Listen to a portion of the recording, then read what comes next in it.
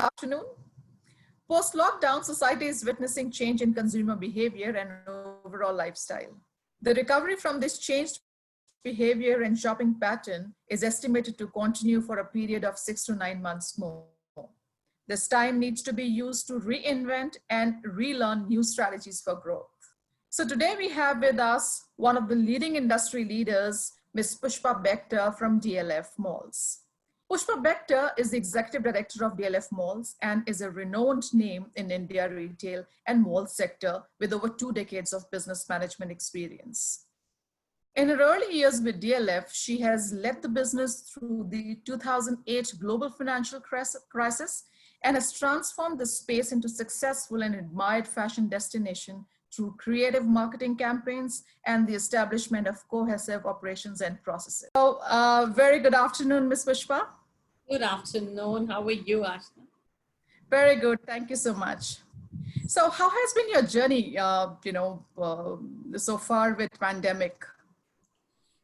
It's been eventful. That's one thing that one can say.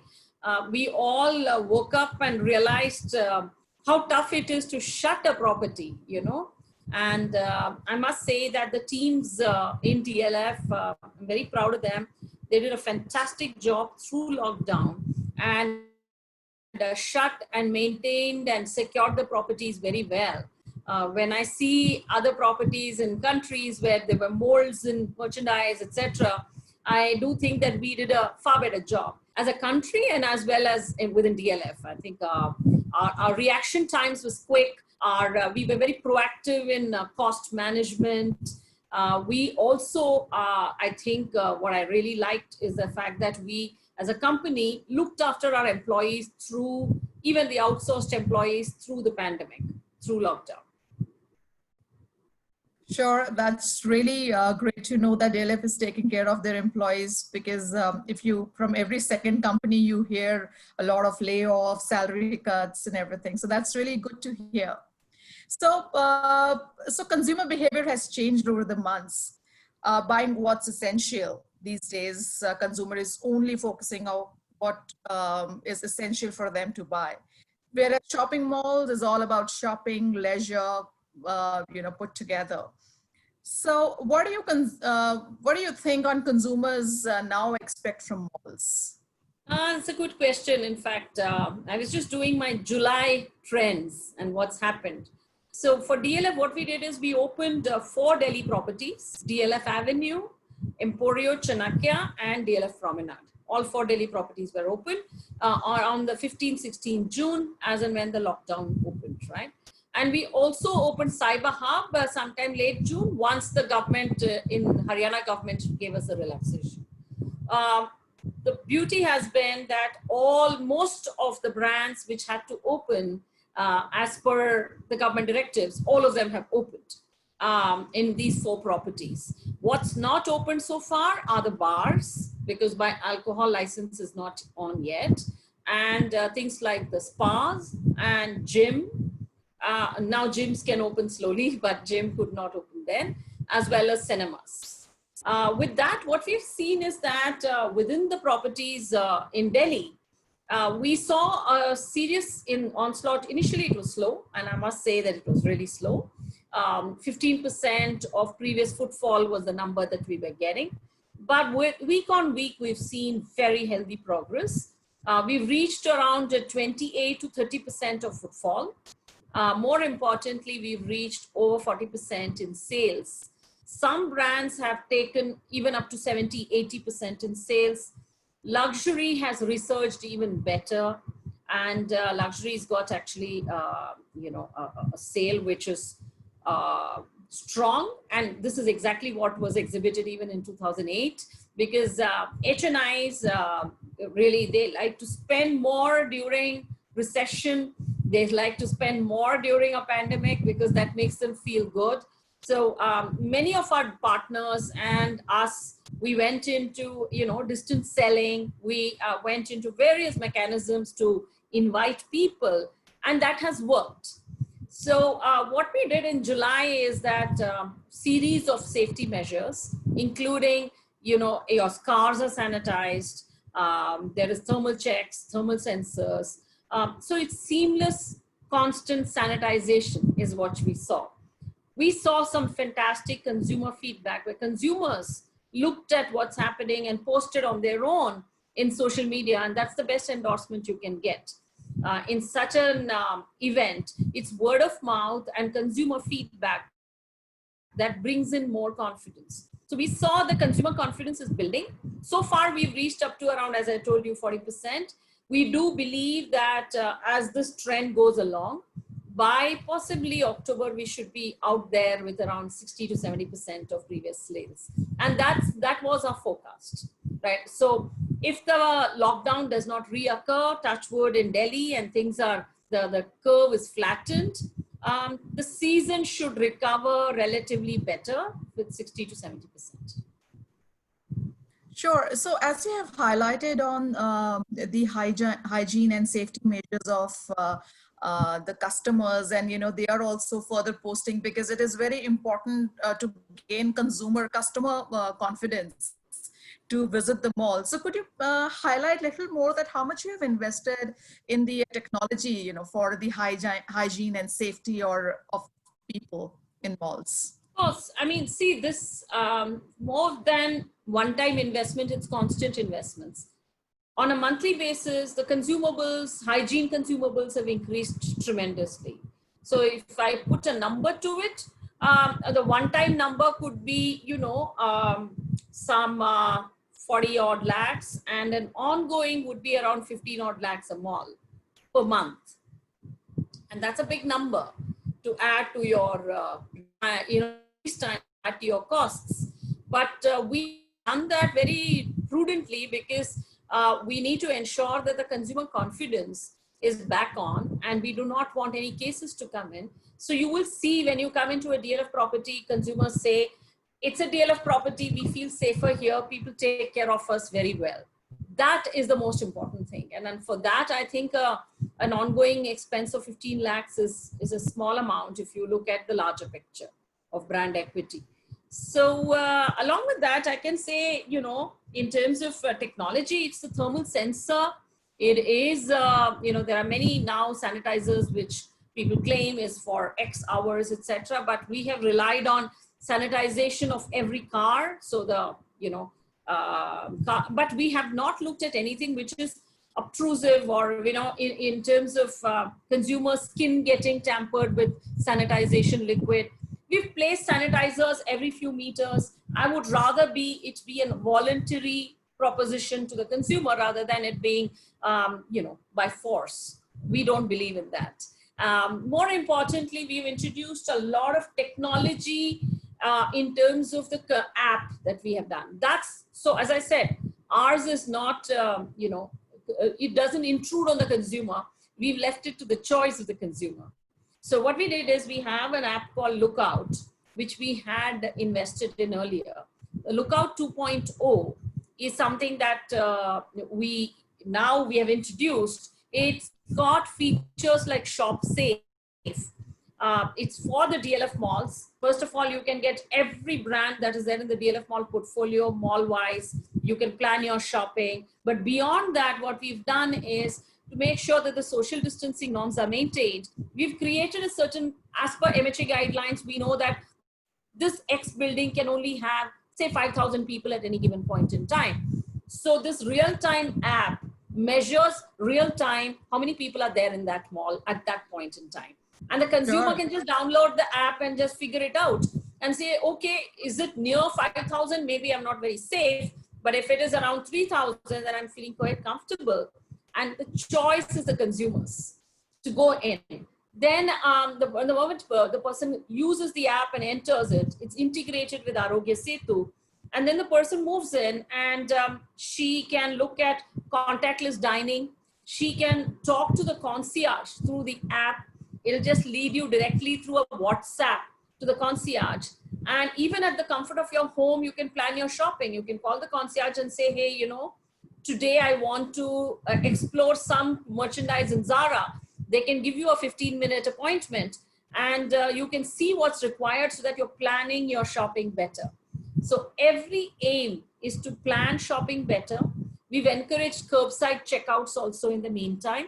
But the Lookout app clearly is a winner. We also have embedded a contactless dining program through the Lookout app. By that, what we mean is, the person, if you, as a consumer, Ashna, go in, you have the app, you go to say Big Chill, there's a QR code, you just click on it.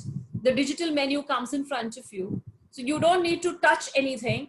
You just order for, New York cheesecake, and you can choose a takeaway or a dine-in and pay the way you would like to pay through your own phone.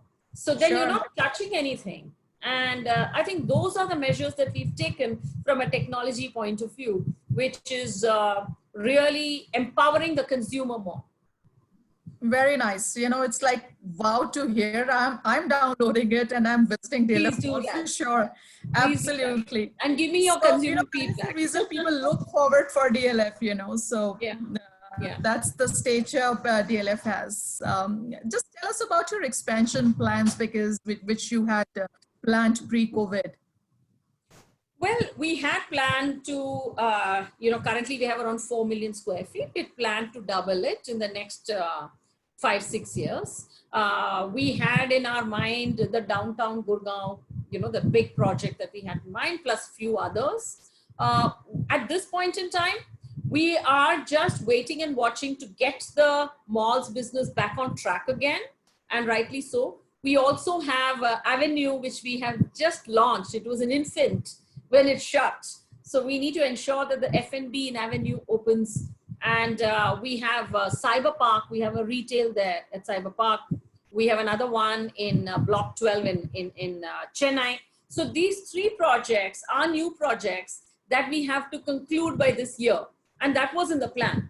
And the moment we conclude it and we sort of stabilize retail completely, we will move into expansion at that point. You about the safety, hygiene measures which DLF is taking, your expansion plans. Now the most important questions about the rentals. So retailers have taken a hit. So for the news and reports, retailers are closing down operations, minimizing their brick and mortar investments. So how does commercial real estate giants such as DLF intend to address such growing vacuum? So, Ashna, it's been tough for us, and we've taken a leadership position.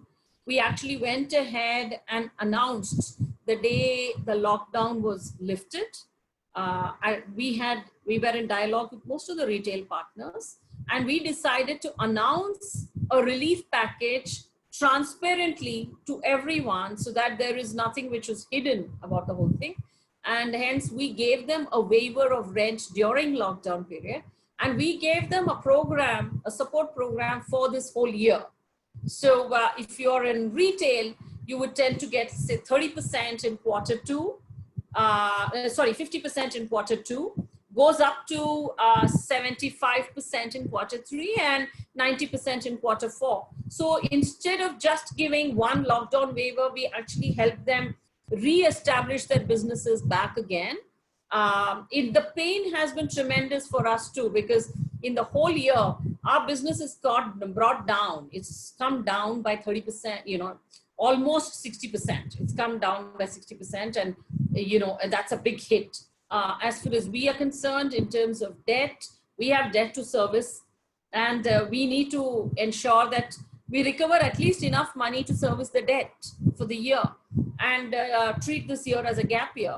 Government's not giving anything, so we need to, at least earn to that levels. So it's not easy times at all.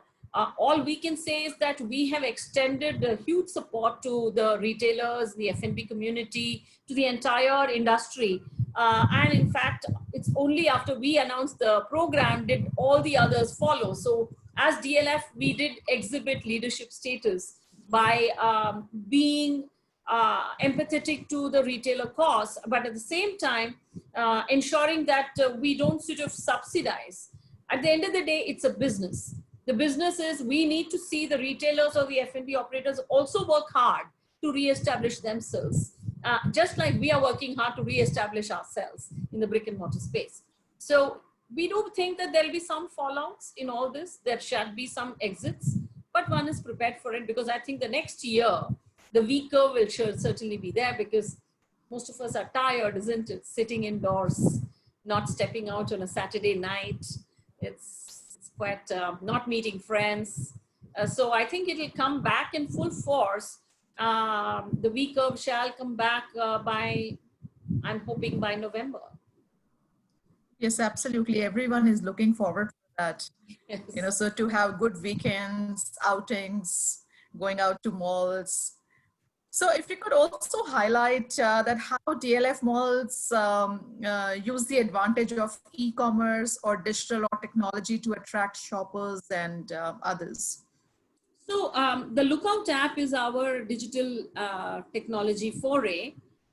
Eventually, you will see that the app also will load live streams. It will do various things, which will enable shoppers to plan more. It will also enable shoppers to sort of maybe buy and come and collect it later. All those options will start being available. But that will happen, you know, I'm very clear. The whole idea would be to always bring people back to the malls, not take people away.